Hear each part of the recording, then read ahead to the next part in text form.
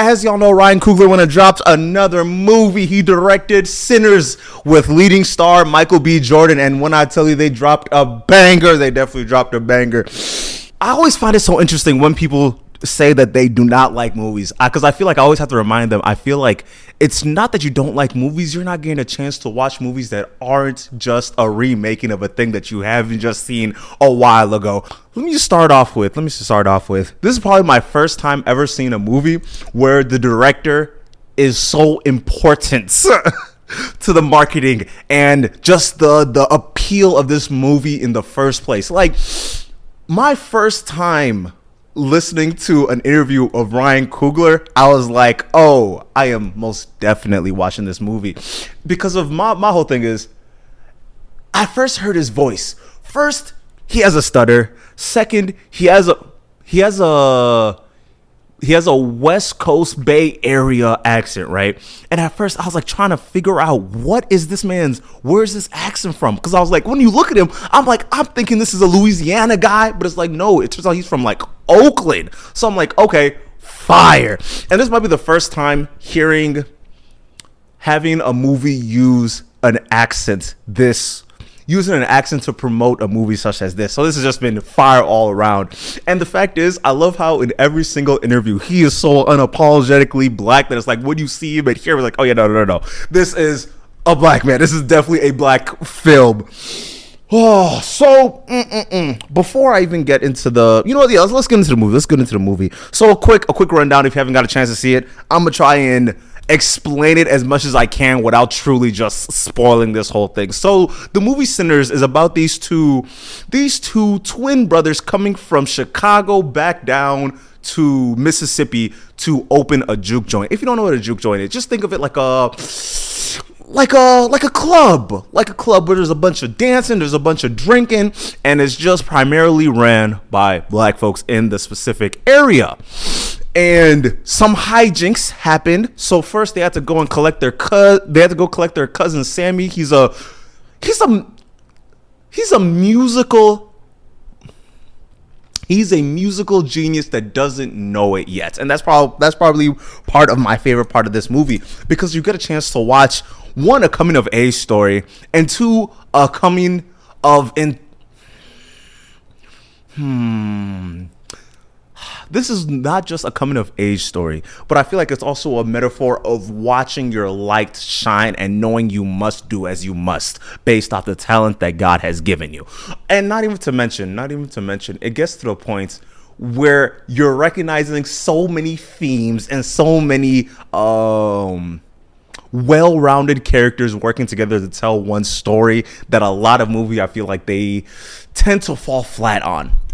But as the story goes, so to start this movie off, they go and get their cousin Sammy, the musical talent, and then they go around Mississippi, find all the people that they grew up with so they can be able to open this juke joint. You tend to recognize a lot of different personality traits with these two cousins to begin with. It's definitely a great push and pull relationship that's going on, especially once they're together. And when they separate, you get a chance to see how individually different they tend to be, because of even the first scene with Michael B. Jordan. So it starts off when you see Michael B. Jordan playing a twin role. It's him standing right next to him, and then the CGI, actually it's not even CGI, just the editing in retrospect make you recognize how just beautiful this movie is gonna be, right? Because one of the big pulls was Michael B. Jordan playing a twin character, and it's not a common occurrence to be having one character play two dual roles, right?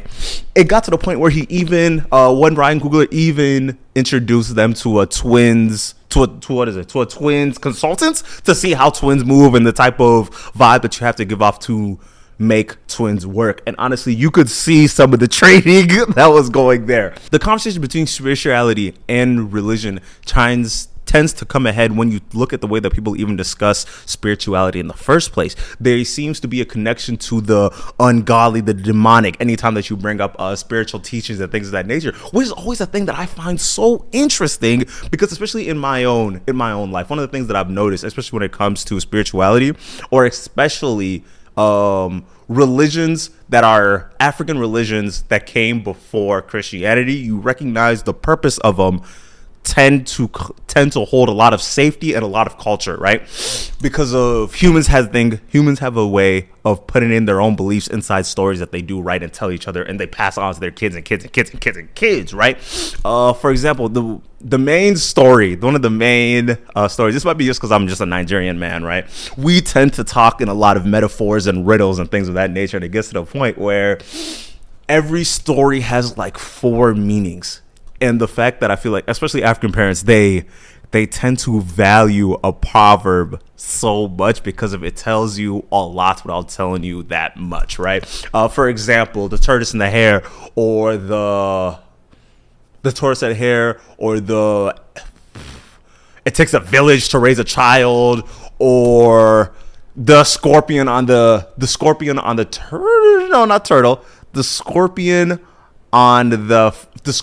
the frog's back, for example, is a really big one.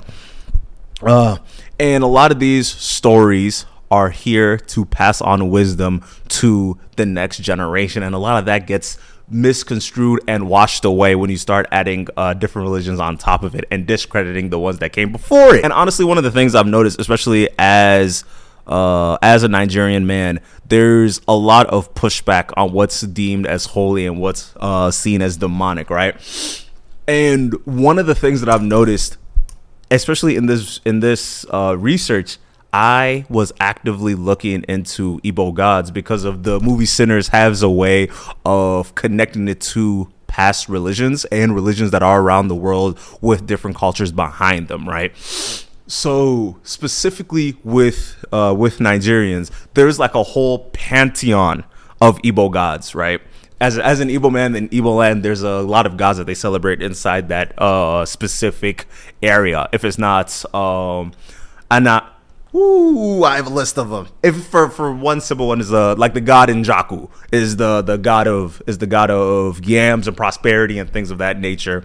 And there's a couple more that I feel like kind of explain the context of the lives that a lot of Nigerians even lived in the first place. When it comes to erasure of cultures and religions, you tend to not understand the reasoning behind what a lot of like parents and godparents and things like that do because y'all don't have the background, right? For example, Anyewu is the sun goddess of good fortune and things of that nature. That's why a lot of Nigerian people, specifically Nigerian women, keep on the surname of Anyewu, because of it's supposed to be in a sense of good luck and things of that nature. And then you could even turn that into names like Njaku, with a lot of NFL players have that first name or last name, and that means yams and prosperity. So there's a lot of history that gets lost when you just say all of this is just demonic. And that's kind of the conversation that Sinners is having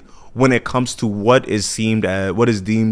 should be deemed as important and what is deemed as just ungodly to begin with. And here's a quick just background to who Robert Johnson was. Robert Johnson was an untalented musician that disappeared from the 1930 to like 1932, and he came back with this otherworldly, this godly, or some saying this ungodly ability to play the guitar, and just his connection to the music was just it was just incredible. There's no way that he was able to pick up this knowledge and this understanding of the guitar in this short amount of time. So people started up the rumor that he went to the crossroads to go meet the devil.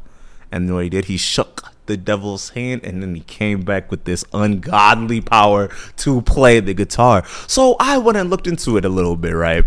It turns out that's more so it was a Yoruba story that has been misconstrued over the past years to the people, where it's actually a Yoruba story about Robert Johnson going and meeting the deities Ilugwa and Iusa. Ushu, okay, yeah.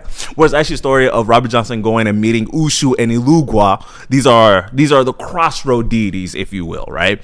And one of the things I find so interesting, at worst, Ilugwa at worst is like Loki. He's literally like Loki at worst, because he's seen as a trickster god. So the fact that they were trying to make it seem out like this was literally from the devil kind of proves the point of seeing spirituality and things of that nature as just unworthy and ungodly to begin with. And that's how you get to the case where a lot of people don't know their heritage, or they don't know their background to what their culture truly is. And now let's draw all that stuff right back. Let's draw it all back to the movie Sinners.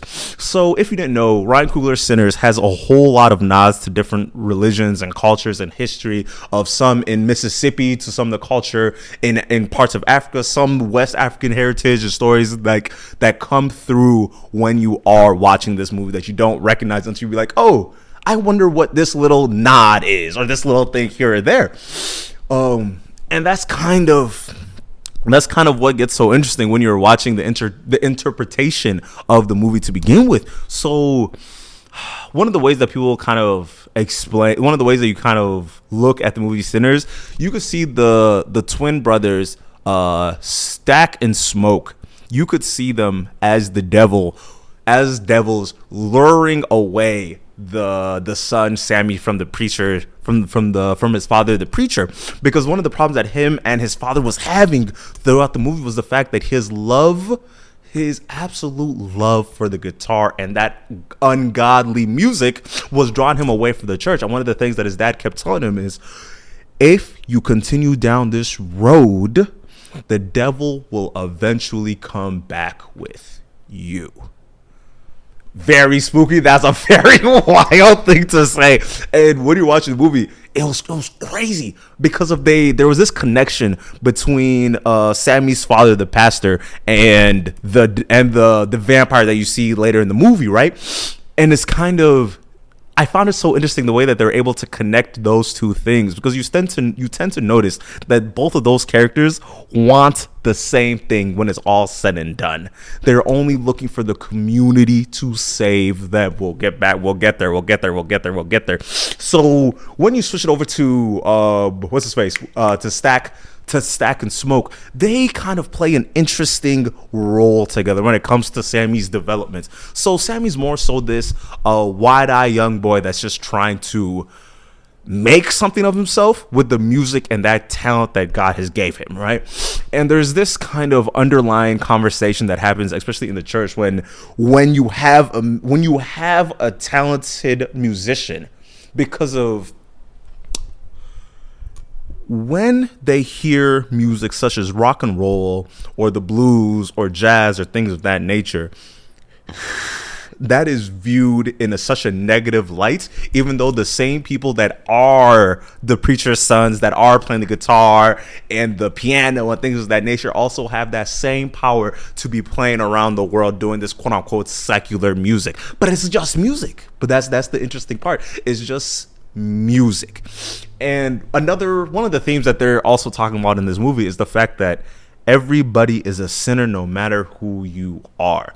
And that comes with two folds, in a positive light and also a negative light, because of, as the movie goes on, you see all these different characters with all these slightly different problems, right? And when you get to the twins, I always have difficulty trying to figure out which one is which, or at least which name goes with. Okay, so Smoke, fire. Smoke is the one that's he's the one that like needs his smoke, and Stack is the other cunning one. And I honestly, let's talk about these characters. Let's talk to these characters. I love the way that they portrayed both of them. And especially the color coding was the colors and the outfits and just the overall vibe of these characters, right? But before I even forget this, one of the things that I started to notice. So when it comes to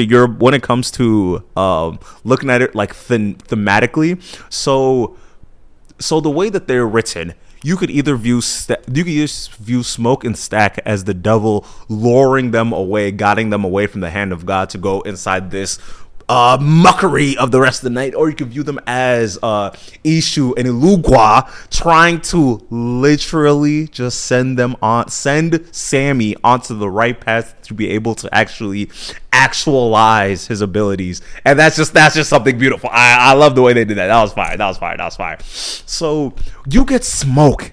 His character, bro, woo, even from his dressing, he was a harsh man, a quiet man, but harsh man. Honestly, I like to compare it to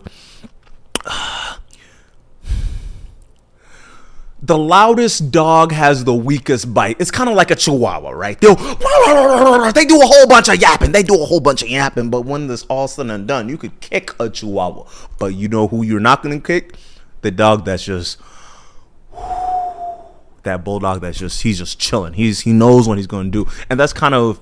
I loved how they did that specifically with him, because you could always see that he was the first one that was always like, okay, if I'm going to get into an action, I am going to kill this action. I am going to smother and destroy this thing that is causing me harm or causing me an annoyance or stepping in my way of my family or friends to achieve this goal that I have. You can see it even throughout the episode, throughout the movie. He put bullets on folks that he didn't. He was willing to put a bullet inside whoever and whatever even tried to rob him. If you're even kind of in the way of what he was trying to do, he said, don't worry, I got lead for you. At minimum, which was such a cool thing to see. And you can see even in his jacket, since he always had that pole on him, he always had this oversized jacket, so you weren't able to see that he had that pole on him, right? When he takes action, you're not gonna notice. He's not gonna yell at you. He's not gonna do nothing. It kind of reminds me of those real gangsters that if they saw a problem, they'd be like, okay, noted, and they're just gonna move accordingly. That's just how it's gonna be. That's just the only way to do it. And instead of the people that are willing to make all this rah-rah, all this big talk, and he doesn't even need that. He doesn't even need that to show that he is what he is, right? And then when you switch it over to his brother, Stack, you get this cool, suave, fun guy. He's an airy individual. He's a guy that's I'm just here for the good time. I'm here for my schemes. I'm just trying to make it through the day to get that buck. That's all I'm trying to do.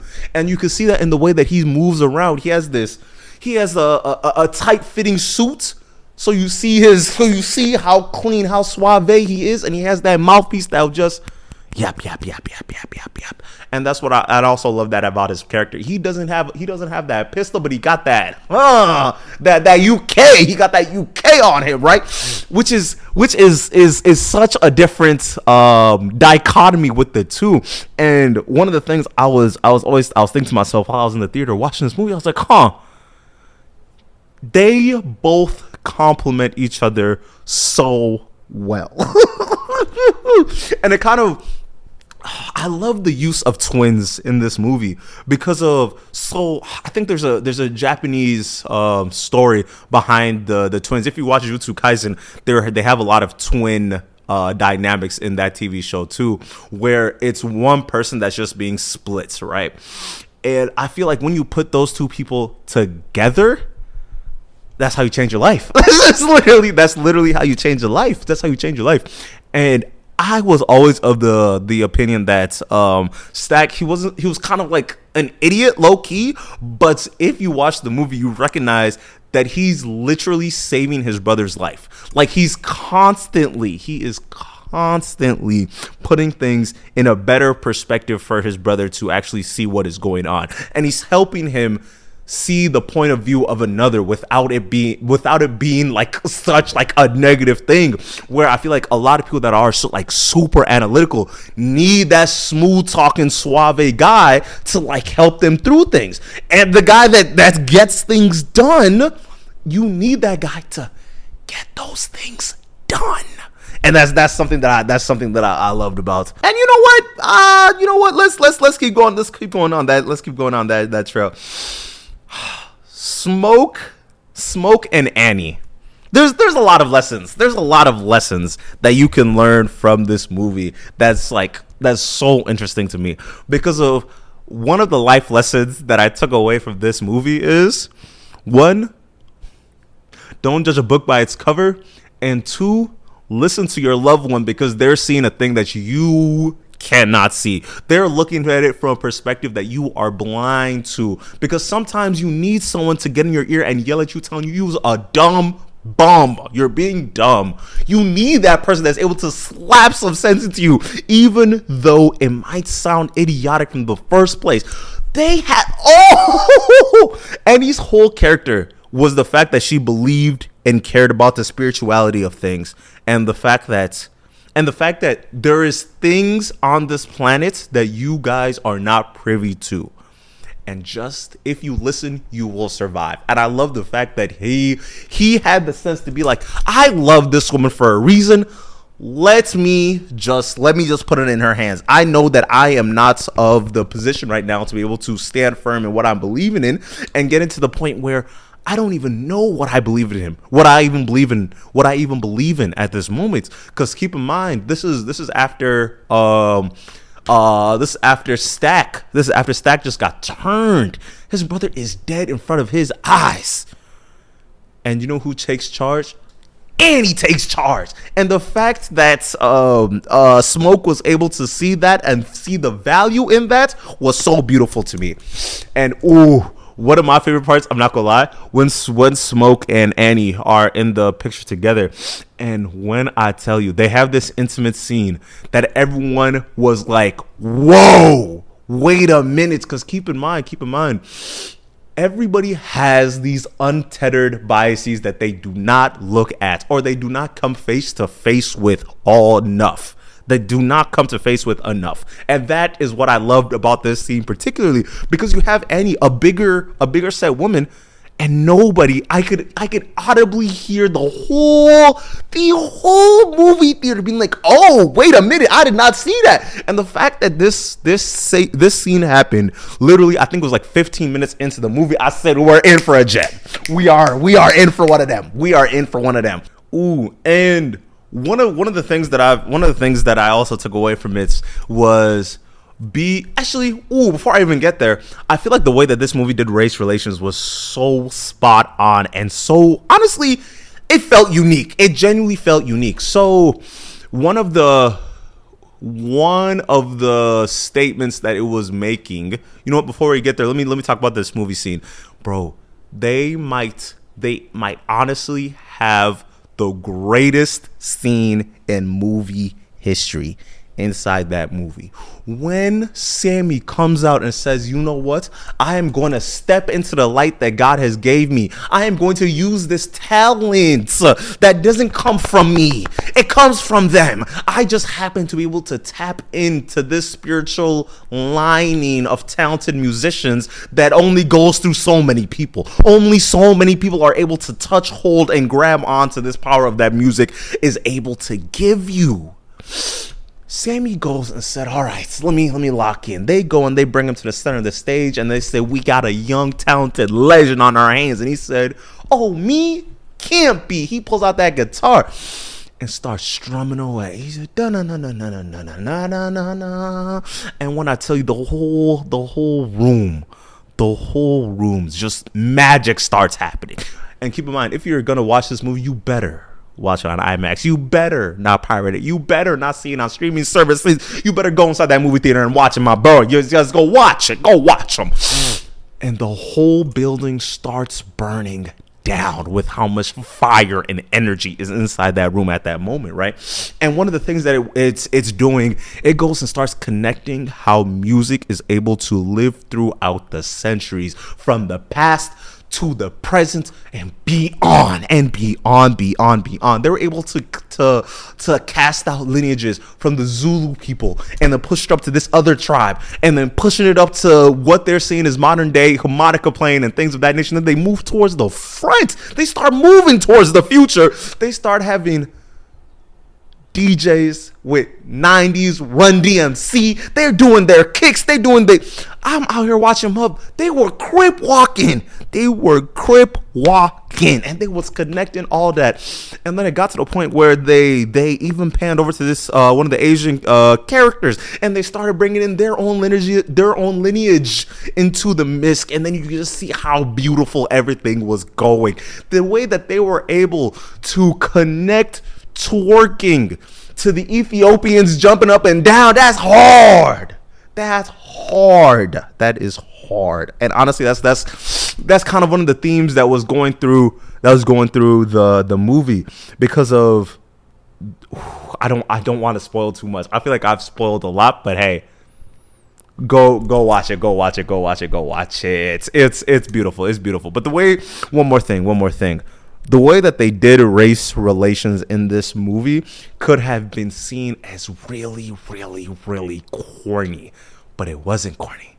They handled it with such care and elegance that I really appreciated, because of they were asking very interesting questions, especially from the two Asian characters in the movie, because of I'm trying to figure out what to give or what to let y'all watch. But they have this scene when everything is starting to burn down. The vamps were pulling up. It was crazy. People are dead. There's people to the side. A lot of stuff is just kicking off, right? And the wife turns to the husband and said, "Hey, we are here for the party. We were here to supply the party. We were here to dance and party. But this that's going on, we did not write that check. That is not us. We have to step aside." And honestly, that was fire. There's a whole lot more race relation stuff that was going on, but I feel like I'm spoiling far too much. Go watch that movie.